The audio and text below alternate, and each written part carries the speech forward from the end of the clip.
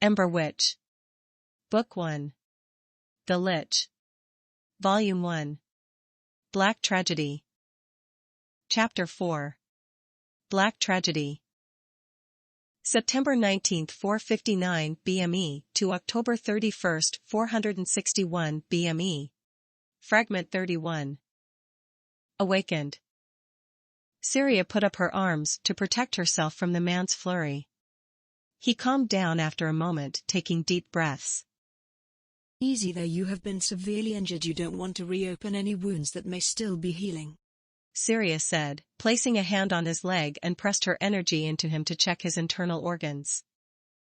Where am I? He asked after a moment. You are in the Chapel of the Gods. You fell off of a building and broke nearly every bone in your body. Luckily I was able to save you, She replied in a calming tone. I fell? When was this? He asked in shock. It's been over a year. I lost count of the days, to be honest with you. I had to put you in a coma to keep you from dying, She replied. I've been in a coma? I know it's hard to take in at the moment, but yes, I've taken care of you every day since your injury, She said, trying to calm him. What do you remember? I don't remember anything, not even my name. He replied after a few moments. Syria was afraid he'd say that and prepared to use a calming spell. The man stared at her for a long moment before speaking. You're glowing. Black. Are you sure I'm not dead? He asked in awe. Of course not. I'm a mage. When I use magic I emanate a black glow and my spells are all black, She replied with a giggle. Wait, magic is real? I am dead. He said, surprised. Yes, magic is real and you are very much alive. As a side effect of the magic I used to heal you, it seems that you have lost your memories. They will return in time, but I'm afraid not all of them will, She said.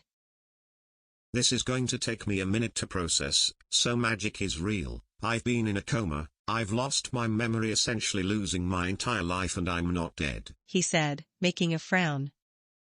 He looked around the room and nearly fell out of the bed when he saw a humanoid fox laying not 10 feet from him in another bed. What in the fuck is that? He exclaimed. She is a Farron. I'm sure before you lost your memories you had heard of their race. They are one of the gods' creatures that can walk and talk like we do. You're telling me there are animals that walk on 2 legs and can talk? I'm dead. I am totally dead. There is no way I'm not dead. He said in pure shock. Like I said, it may be hard to take in all at once. Given better circumstances you would only have to deal with the loss of memory, but unfortunately there is nothing I can do about it now. Please stay here. The priest must be informed of your awakening, She said, then stood up and headed out the door. On her way to Father Haith's room, she couldn't stop thinking. This is bad. This is really bad. What in the void is happening? First I get attacked, then Aries turns out to be a human mage, and now he wakes up. Fuck, this is bad. She approached the door and knocked. Father, the man we have had in a coma is awake, She said, opening the door. He's what? Haith exclaimed. He finally woke up, and as I feared, he has lost his memory. He is able to speak but can't remember his name or anything about his life. He does know what animals are, so there is a start, She replied. This is not good. If that assassin wakes up, she won't only kill us but him as well, Haith said before Gerald could even speak. What are we going to do? She asked quickly. Move him to a safe location along with Gerald. They must stay as far away from her as possible until we can get her out of the city and into a prison that can hold her. Go make preparations at the farthest inn you can from the chapel. I will speak with him, Haith said, gesturing for Gerald to go with Syria. Before I leave, Father, I have more news. The black girl Aries, she appears to be mage-born, or at least connected to magic. Her letter explained that she saw colors in the fire. I burned the page and even I couldn't see the colors she states she saw. I'm afraid she could be the reason the entire family is affected by magic so intensely, She explained. This is grim news indeed. We will take care of that later. Now we must take care of a more pressing issue. Go now, Haith said, standing up, leading the 2 others with him. Haith stepped into the infirmary to see the man sitting upright. My child, I have some pressing issues to address. You are not safe here. Are you able to walk? He asked, and the man looked confused. I don't know, what's going on? He asked the older man. I am not entirely sure, but the woman laying next to you is extremely dangerous, and if you are to stay here when she wakes, you may not live to regain any of your memories. Haith replied. Why is she in the chapel? The man replied in horror. Due to unforeseen circumstances, she was brought here. I am still figuring out why she is here. All I can tell you is that she is very dangerous, and I'd rather not have an innocent man involved in any of this. Let's see if you can walk. Haith replied, putting his hand out. The man grabbed his hand and tried to pull himself up. He was wobbly but able to stand. He took a few steps before he fell to his knees and got back up. Syria, he will need help walking, but he is able to stand. Haith called out. The man, confused, angry, broken and unable to protest his situation, followed the priest's instructions and left the chapel with Syria and Gerald. He was propped up on Syria's shoulder, walking barefoot down the stairs. Are you sure I'm not dead? He asked in frustration as they made it halfway down the steps. I know it's not how you wanted to wake up. In fact, this isn't how I wanted my day to go either, but it's the best we can do to keep you safe, Syria said, trying to keep the man from losing his balance. They made it to the bottom of the stairs and down the street before they found an empty horse-drawn carriage. Syria lifted the man onto the bench, told Gerald to get in back, and when they all were in the carriage, she snapped the reins. The horses began to trot through the city as a man ran out of the nearby building screaming. Official church business. I'll return the carriage, I promise, she yelled back, making the horses run faster. It had been an hour-long ride when they finally stopped at a small building. Syria put her hood up and hopped off the carriage and ran inside. She returned shortly and pulled the man off the bench, leading him inside and into a room, followed closely by Gerald. The three stepped into an empty room with 2 beds and helped the still unnamed man on the bed. Stay in this room until I return. I have ordered the staff to bring you food and water, and under no circumstances to reveal your location or names. Well, name until you remember yours, Syria said, placing a bundle of coins on the bed. I already paid for a month in advance. If I'm gone longer, here is enough for another month. I promise to come back, so don't leave this room, she said, walking toward the door. I'm sorry this day has gone from bad to worse. Things will get better in time, she said, and exited the room. Aries and Lilith were laying together as Lilith read a book out loud. She had just gotten to the part where a man tripped over a stump and found a magical mushroom that teleported the man to a kingdom of tiny people when Aries burst out laughing. The passage wasn't even supposed to be funny, but she had found it hilarious, so Lilith laughed along. After a minute or so they both calmed down and Lilith began reading again. Hey Lily? Yes, little bird? I was thinking about the day we went to the chapel. The fire was so beautiful, the blacks, purples, pinks and silver all dancing together. Magic is so amazing, isn't it? Aries said with sparkling eyes. What do you mean? I only saw the black fire Syria cast. Lilith replied, not sure where this was going. What? You didn't see all the pretty colors? Aries asked in surprise. No, just black. I'm not sure if you are remembering it correctly, little bird, Lilith said, trying to recall the events of that day. No, I really saw them, Aries yelled. I even told Syria about it in my letter, she continued. That could be part of our symptoms. After all, each of us have had different experiences since that damn page fell out of my book, Lilith said, trying to understand what her sister was saying. Well, I saw them, Aries pouted. All right, you saw them. I didn't see them, so I'm not going to argue this anymore, Lilith replied in frustration. Aries pushed her and she fell off the bed. What in the void was that for? Lilith asked angrily. You don't believe me. I saw them, Aries said in a sour tone. I didn't say I don't believe you, so don't push me, Lilith said, standing up, pushing her sister back. Aries got angry and without thinking pushed her back. Lilith flung back a few feet and hit the floor hard. As soon as she realized what happened, Lilith was up again staring at her in horror. Her little sister was glowing a deep purple, tears streaming down her face. Mum. Mum. Lilith yelled, and Eve ran into the room. Aries sat on the bed with a purple aura surrounding her. She blurted out a curse and pushed her hands out. A force of energy hit both Eve and Lilith that flung them to the ground. Unable to move, Eve cried out. Aries, please calm down, my baby bird, please. Aries dropped her hands and the energy ceased. Eve stood up and rushed to her daughter, crying on the bed, and embraced her in a hug. Lilith stood up and ran out of the room, afraid of what just happened. Syria walked through the door and into the infirmary. She grabbed the woman and slapped her several times. The woman opened her eyes and yelled out in pain. Grabbing her shirt, Syria lifted the woman up and began to speak. You will tell me everything you know now. I won't tell you shit. You will, or I'll break your bones one by one. Who sent you? She threatened, pressing magic into the woman, snapping a toe bone. The Farron screamed, then laughed. Torturing? Isn't that a bit extreme for a healer of the church? Syria pressed energy into her again, breaking another bone. I don't give a shit about the church, this is about answers. I will break your bones and heal them over and over until you finally talk. Syria threatened. The Farron laughed and spit in Syria's face, which she retaliated with 3 bones. I have blocked your magic. I can keep this going if you really want to keep avoiding the questions. Who sent you? Syria said, pressing energy into another bone to the point of it almost snapping.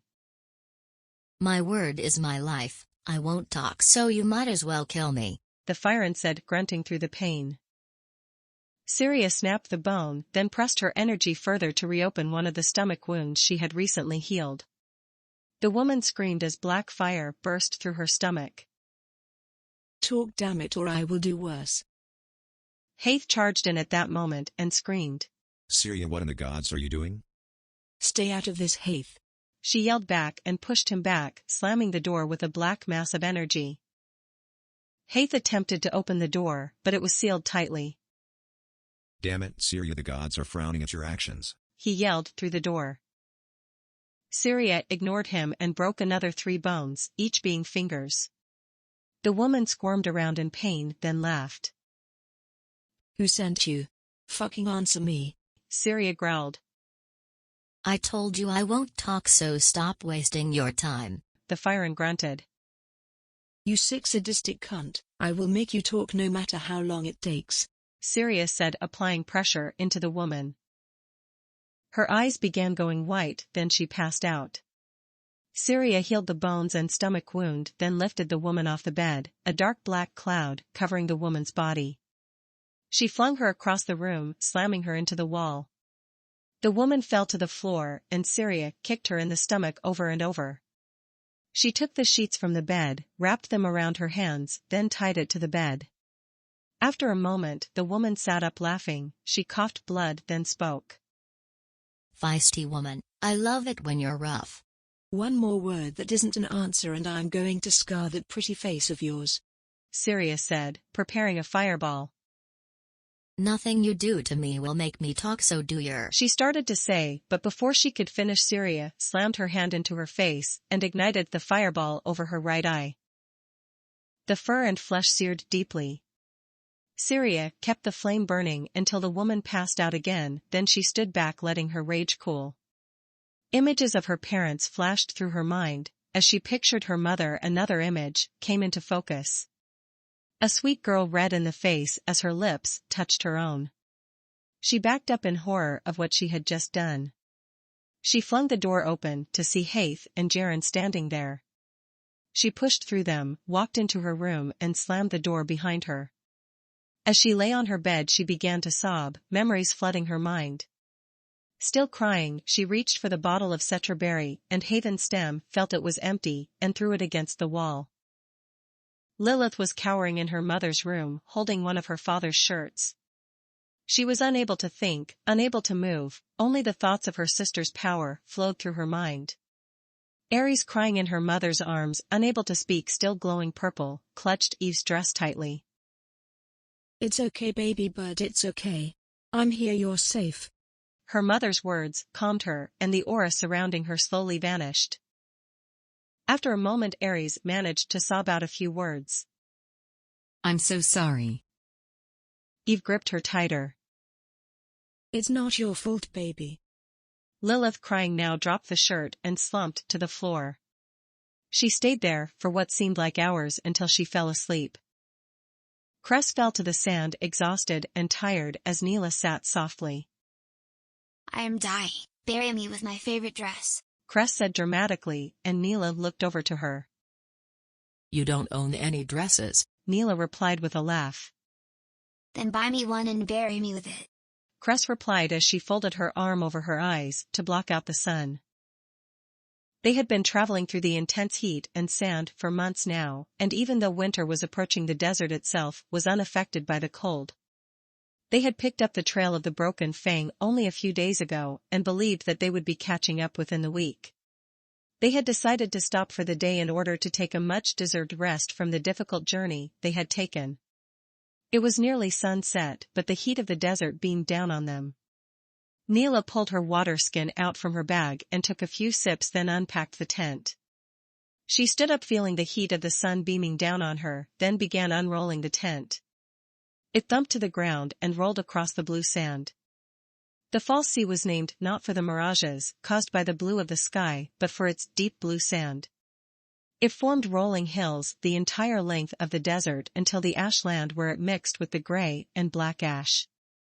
It was still unclear as to why the sand was blue within the desert even hundreds of years after the creation of the world. From Neela's past experience with the Orson, she had been told that the sand was made from the tears of Della. The great snake had taken to loving the desert far more than the rest of the world during her time and had cried so terribly when it was her time to leave Haven. Unlike the Orson, Neela wasn't entirely convinced that the sand were tears. It wasn't as if she didn't believe in the gods, but it did seem a bit ridiculous to believe every story told about them. Just like any story, time will warp the original telling until it is nearly unrecognizable. She placed the poles into the sand and hoped that it would stay, then she placed her bag inside. Immediately after the bag hit the ground, Cress had jumped into the tent.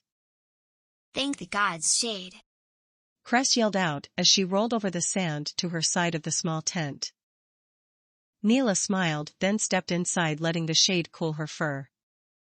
Gerald had been pacing back and forth as the nameless man sat on the bed massaging his feet. So tell me about yourself. I mean, I can't say much, but you must have an interesting life, right? He asked as he finished massaging his right foot and moved back over to the left. I'm a rum brewer and I manage construction crews for the city. I got caught up in all this shit because I sold a cask of my own creation to our elven friend, Gerald answered with spite in his voice. I'd love a glass of rum right about now, the man answered. Yeah, me too. I know you don't know your name, so I'll just call you El for now, Gerald said, trying to keep his mind off of everything. El? I mean, it's not the best name, he replied. Hey, it's something, so don't complain, Gerald said, still pacing. What about Luke? Gerald asked, and the man looked up to him. Sure. So tell me, the woman that brought us here told me magic exists. Was that true? Luke asked. It does indeed exist. I have encountered a few people in my life that use magic, both being elves. One a brawny red-skinned man who used fire spells. The other being Syria. Apparently she's a healer, which explains why you are alive. I recall the day in which several men were killed while building a large section of the city, but you were never employed under me, so I can't be sure whether you were injured on the job or not. There are far too many men building the city. I can't ever keep the names straight, Gerald said after a moment. So you've traveled the world? Luke asked excitedly to learn more of the world he had forgotten. Yes, I traveled to the southwest coast and met with the mage who sold me a cask he made from what he scorched with magic. The essence of each mage can be embedded into physical objects, and that essence can transfer various properties of magic into different things. I found that if you brew rum in a cask that magic was used on, for example, the rum takes on new and interesting flavors. The most recent rum I made was so strong a single shot of it would get you unbelievably drunk. I took a few shots in the morning with my coffee, and I was drunk well after I arrived at the chapel. Gerald explained with excitement in his voice. Interesting. When we get out of here you have to let me try some of that, Luke said, as he began massaging his legs.